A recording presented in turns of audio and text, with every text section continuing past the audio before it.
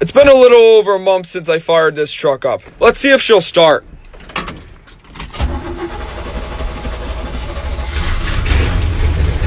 No problem.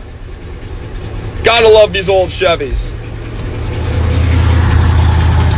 I gotta put antifreeze in the truck because it's a little low on coolant, but she fired up, no problem. Running like a champ. Gotta love these old 350s. Can't wait to drive this thing in the spring. Let me just fill it up with coolant now.